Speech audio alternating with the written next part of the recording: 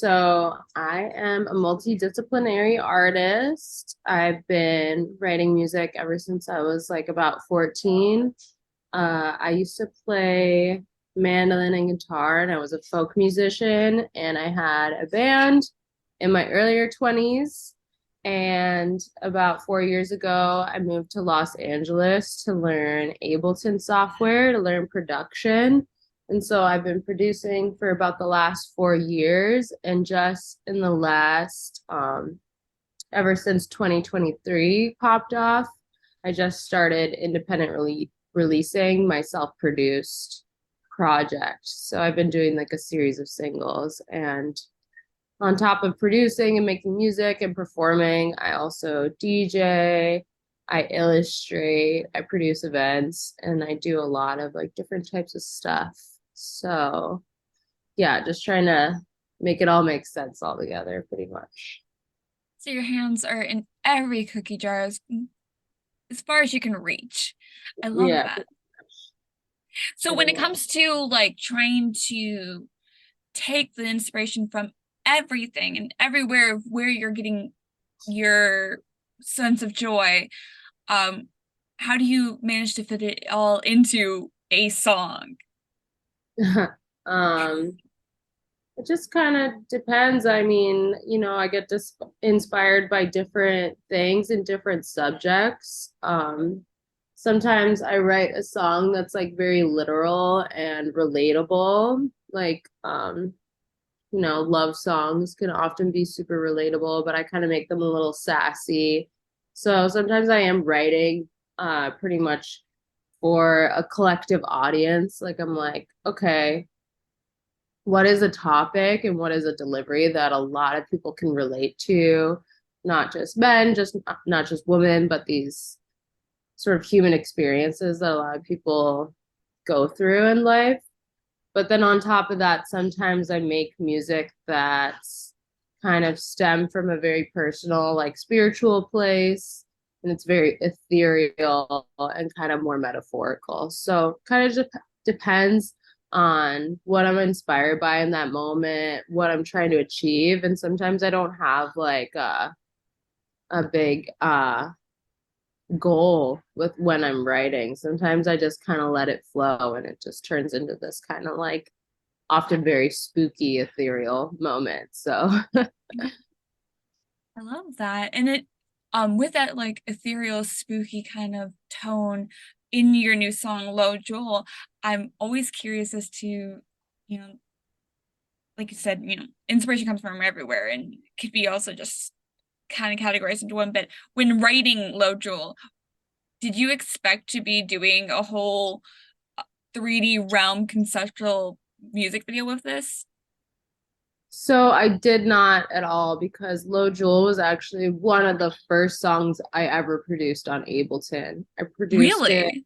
Um I produced it like maybe almost 4 years ago. It was just kind of like the one of the first things that came out once I really got a hang of Ableton software.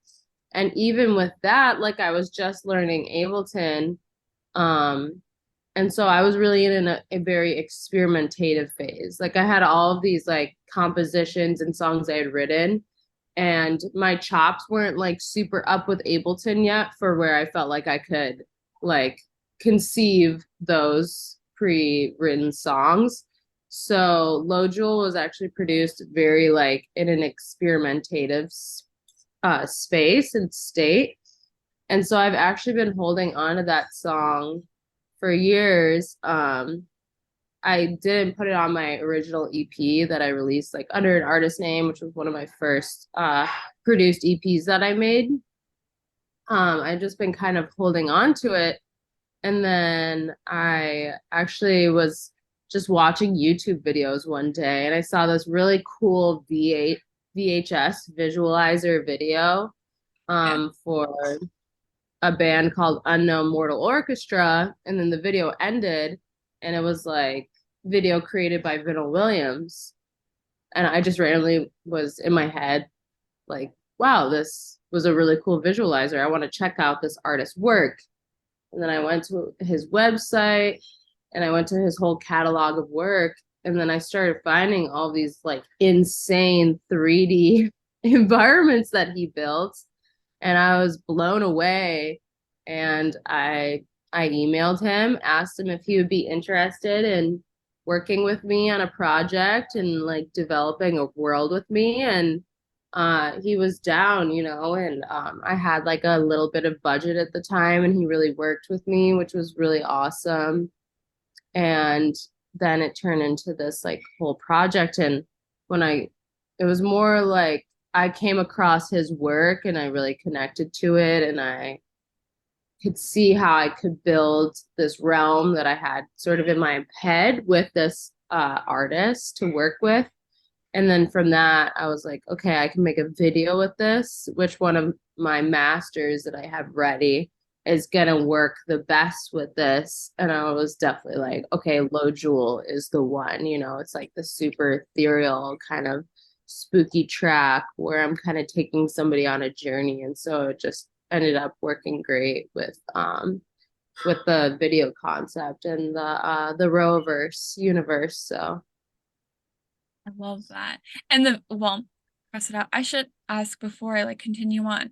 So the music video is going to come out August 2nd. Oh, okay. Was there certain moments in the video process that you got to have a little bit more control into, or you just let him have the free reins of it?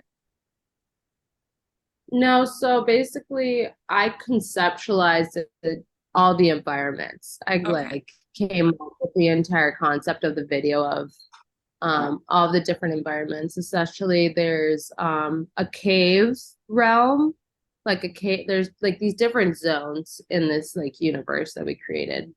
I created. I knew I wanted to have a cave.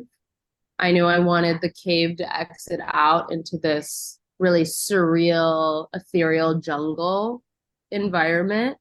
And within that environment, I wanted to put this like castle-like structure that was inspired by this surrealist castle that was built um, by this like really kooky European guy in Mexico, in Jalitla, Mexico. So I knew I wanted to create an environment that was similar to that. And as like a young adult, I had a lot of experience traveling through Mexico and going like deep into the jungle in the Yucatan. And so I learned so much about myself and just like about spirituality through my experiences in Mexico. So I wanted to create an environment that was really inspired by that in the jungle. And then the third environment is this very palatial sort of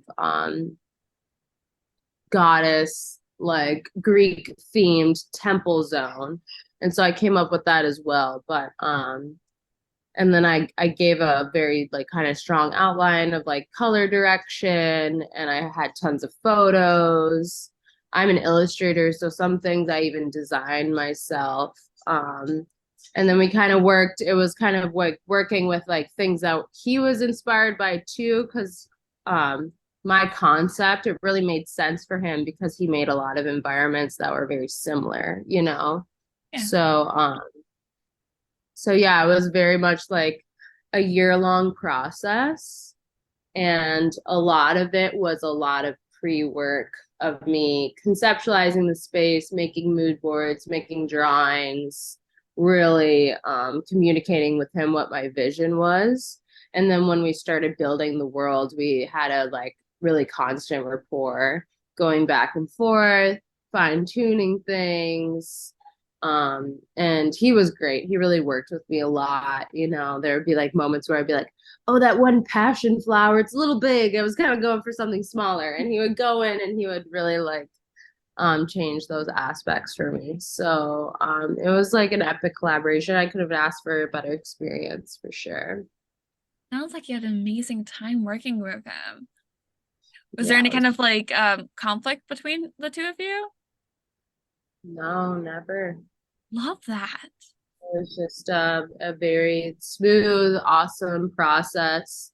And it's cool because we really only interacted through email. And we're even both in LA now and we still haven't met. It's like we have some mutual friends and we've been trying to make it happen. And I have this dance troupe that I've developed of like this group of like amazing dancers in LA. They're all professional and they'll dance with me. And so, he follows me on social media and he was like, hey, like I'm working on this video. He just put out a really cool song and video called Love is a Sound. And so he actually used my dance troupe and my dancers for the video. So it's cool. We were kind of like had this continued collaboration going. Like he gave some visuals to put in my event because we had like a whole stage with projection mapping and stuff. So we're keeping up the collaborative energy, but we still haven't met each other in real life because we're busy artists and it's LA and like Yeah. we live in And the you same have your space. hands everywhere, so it's I'm always curious because, I know like for me, I'm someone who's trying to learn as much as I can. When is a stopping point for you when it comes to like learning too much? That's like a good question for sure because um sometimes I wonder if I'm just kind of like doing too much and not really mastering in one zone.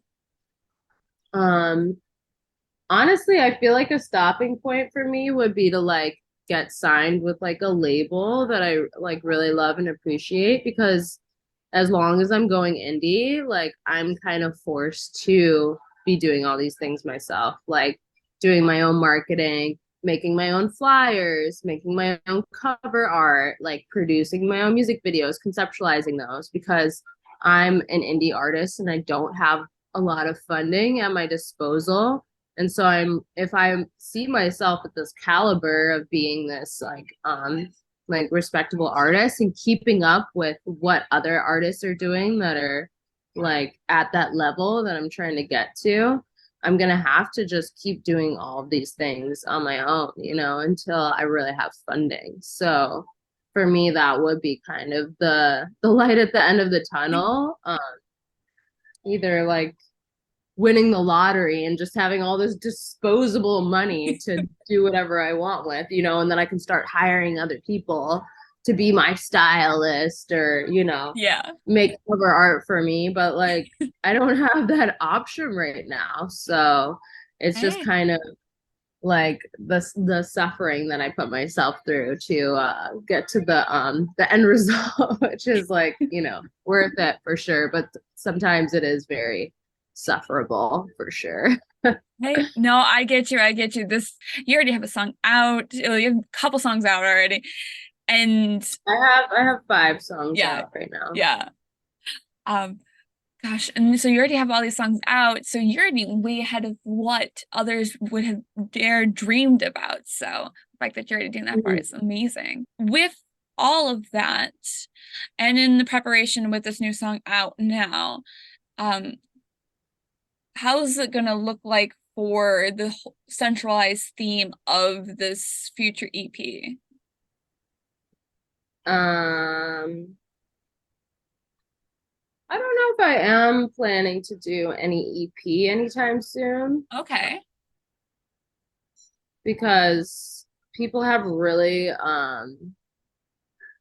if I'm releasing independently, I think I'm going to continue to focus on singles because people have really low attention spans and I'm a new artist. So even still, a lot of my like Instagram followers and stuff, a lot of those are like, it's a combination of people that have known me for years or just met me or like friends, like acquaintances, people I just met at parties, and then like some are like actually fans. So um it's not like I have like 100,000 people that I just have access to that I can be like, hey, I just dropped an EP, go give it a listen. A lot of times people will go, if they make it even through that tunnel to Spotify or SoundCloud or Apple Music, sometimes they'll only listen to the first song because people just have low attention spans. And the best way to kind of like reach listeners is actually through um like Spotify, the algorithm, people are already listening to music, they're already in that vibe, they want to listen to music. they're already listening to music that's similar, and then your song pops up in an algorithm, and then all of a sudden the person's like, oh, I like this track, so for me right now, unless I were to get signed or I were to get some more legitimate help, like on the business standpoint, it really only makes sense for me to do singles. But once I release Low Jewel and the video, I'm gonna take a little hiatus for a couple months, let everything breathe, look up some more like promotional aspects for the batch of singles that I just put out.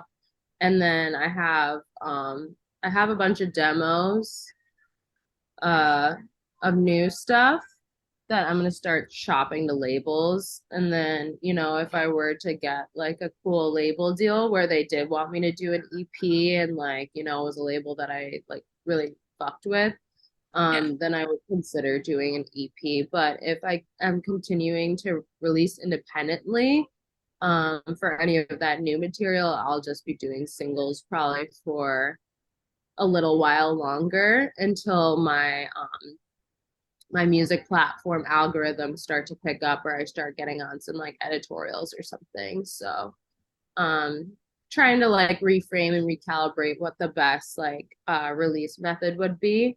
But I think I have been having a lot of success with just doing the singles. So I'll probably continue that for a little while longer.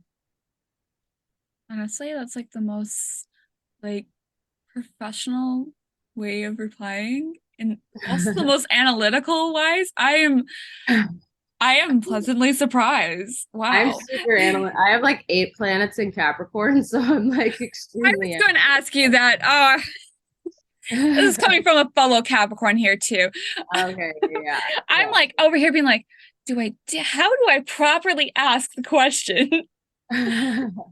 I love the approach you take in the industry. I think it's a very refreshing and like based on reality wise aspect because everybody's always a dreamer, but not being able to see the analytical side, the actual process of what it takes to get the song to the viewers is a great approach to see in an artist. Especially with the amount of stuff that you have going on, I'm always curious in terms of hiatus. What are you doing in your spare time, or what little spare time you're doing? Um, so in my spare time, I like to just go on walks with my dog and try my best to like make quality time for like family and friends. Yesterday was kind of like my first day off for a while because I was so busy with my pre-release event for so long. And yeah, I just had friends over. We like cooked food. We just chilled out. It was my friend's birthday, and so I bought her a cake and I just decorated this cake with like all those like random fruits and like flowers and stuff, and I made her like a super extra cake. Um and so that was fun because it was just like a lot of times I spend my time doing things that I'm like, okay, what's like the finished result I can get here? Well, how can I be most productive as possible? So sometimes it's like almost like kinky for me to just like do shit like, oh, I'm just gonna like spend an hour decorating this cake so we just eat it and then it disappears. So I try my best to like keep that in practice of just doing stuff just for the enjoyment of it. Even if it's like not career orientated or like not big art conception orientated, and just enjoy time with friends, and exercise and stretch, eat food, do human Yes, things. it's always hard. So, before we kind of wrap it up, I have a couple of these like conversation cards just to kind of get to know you on a more interesting level. Mhm. Um, I always ask this one because it's always my favorite. Has a stranger ever changed your life? Yeah. That's how I say it. Stranger ever changed my life. Yeah, I mean, I used to have a Kia and it got stolen about 6 months ago by a stranger. And that was definitely life changing for sure. I don't know who the heck did it. The cops never found it, but you know what? That person has it coming to them. I swear to God. I swear to God. So yeah, that stranger definitely fucked me over crazy. That was intense. Was there something important that you had to go to that day? I mean, not even necessarily, but I live in LA, so not having a car was psychotic. And like I don't live like I live like on a hill. So Ooh. I'm just kind of like off the beaten path, really crazy. So yeah, that was trash. So Nice. here, we'll do one last one before we kind of wrap it all up. What's been the happiest past memory that you've had last year? Um, one of my happiest memories, definitely like a year ago in August, I produced and I shot this like big music video for my single Naughty Girl. So that was a really, really amazing experience. I had like raised up a money and like funding at the time, and so I was able to like put on this like really big production. It was just like an amazing art day experience. And then probably, just a couple days ago, I produced this event and we made this like whole immersive experience. And the turnout was really good. The crowd was super chic. My performance, it was kind of like the first time I was able to really like perform in a way that I felt like was reflective to where I am in my career right now because I like production designed this whole stage and it was like a collaboration with me and like my good friend Jameson Baker. He's a light artist and then this guy DMT Visuals.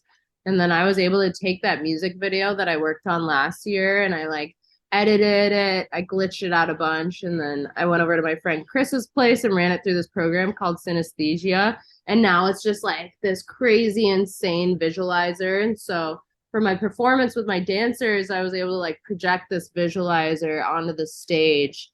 And we did projection mapping. So it was like this like elaborate, beautiful stage environment and it was cool because it was like this visualizer that had my dancers in it and then I was performing with my dancers like in front of it. So for me that was like a very full circle moment because I've been doing a lot of performances at like club spaces and like cocktail lounges and spots like that. And so to be able to like really like create this like elaborate stage for myself was really, really amazing. It was definitely probably one of the best experiences, like not only the year, but just like of my life and just to like be able to pull it off and just have like my community there like supporting me was like really really special for me. So and it was like my first time being able to like showcase the 3D universe as well. So So with that in terms of, setting this up, how long did it take you to plan this project? the event Yes. the event I came up with like a concept for it like maybe like 6 months ago because I just have there's so many like cool artists in LA right now. I worked with this 3D artist. I have my 3D universe. And then within like the past year, I befriended this amazing, like super talented animator. His name's Jaron Braxton. And he makes very kind of like adult swim, like kind of lo-fi 3D stuff. Um, that's just so cool to me. I'm just such a fan of his work. And so we became like friends throughout like a collective scene and community. And I asked him if he wanted to do this show with me, and he was down. And so the idea has been like brewing for some months, and then within like the past 2 months, that's when I really started like going go hung and like producing the event. And like the first part of the process is really like finding the venue. So it was like shopping for venues for a while. But really it's been like, within the past month is kind of when I like, okay, I made the promo content. I started like, I like kind of rebirthed this like old Instagram account that I had. I started like really pushing the event and just compiling all these pieces together, and it very much was like a community effort. But I was kind of like the one directing and like kind of putting everything together. So it was a lot of work. Oh, it sounds and, like it. and it was one of the best days of my life, but I'm so glad it's over with. It was too much, honestly. Wow. And you're still recovering, and all I can say is congratulations on everything so far. Thank Um, you. I cannot wait for everybody to see the music video for Low Jewels. But where can we be able to find you in the meantime? So best way to stay on top of kind of what I'm doing is through my Instagram. It's at ROWAMUSINGS. So it's Roa Musings. And then through my Instagram, I have links to my Spotify. I'm on Spotify as Rowa, ROWA. And there's one other Roa with that spelling on there. He's like a techno producer in Germany, which heck yeah, I love techno. I love Germany. Um, so yeah, I'm Roa on all streaming platforms, and you'll be able to differentiate me because I'm a woman. So that stands out comparatively to the other one. And so yeah, I'm on all streaming platforms, and I have a YouTube as well. It's under Roa Musings. And TikTok loves to shadow ban me, but I'm gonna start up a TikTok again. I don't know what my handle is gonna be, but yeah, definitely through the Instagram. And I have a website too, roamusings.com. So yep, that's pretty much it. I don't know if that was a lot of information, but Yeah, Roa. you wrote it. Very good. No, just kidding.